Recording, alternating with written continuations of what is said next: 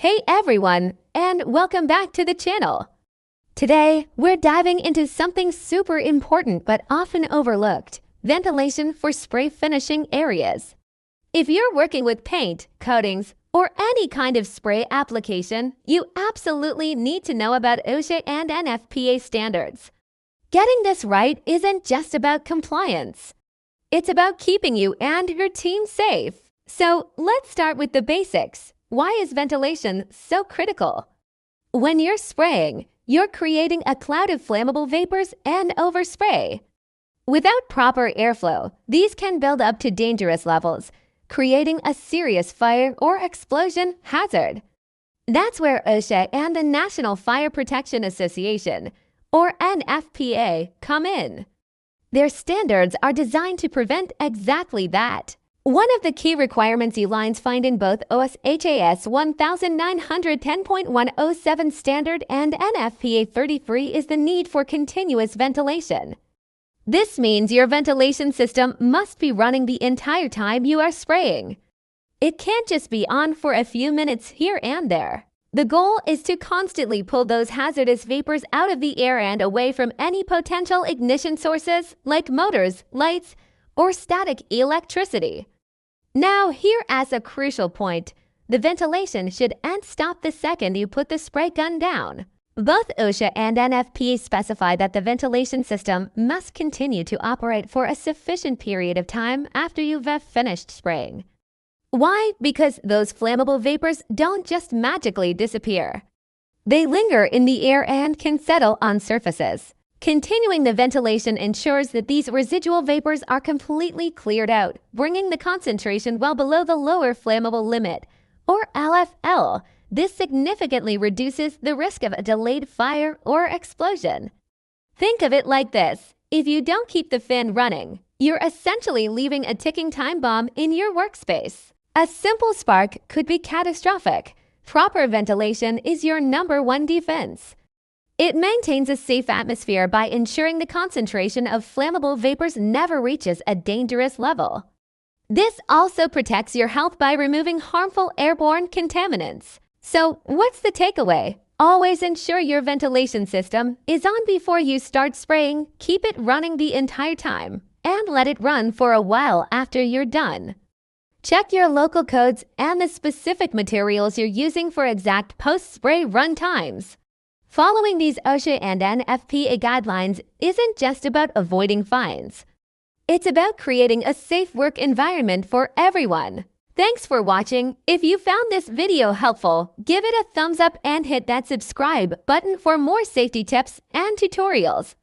Stay safe out there, and we'll see you in the next one. Hey everyone, and welcome back to the channel.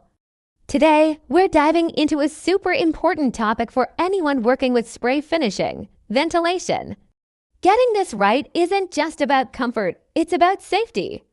We'll be looking at what two major players, OSHA and the NFPA, have to say about keeping your spray area safe and breathable. So, let's start with the basics. Why is ventilation such a big deal? When you're spray painting, you're atomizing liquids, creating a fine mist of paint, solvents, and other chemicals. Without proper ventilation, these fumes and particles build up in the air. This can create a seriously hazardous environment. We're talking about health risks from breathing in these substances and, even more alarmingly, the risk of fire or explosion. Those airborne particles can be highly flammable. This is where OSHA, the Occupational Safety and Health Administration, and the NFPA, the National Fire Protection Association, come in. Their standards are designed to prevent these exact scenarios.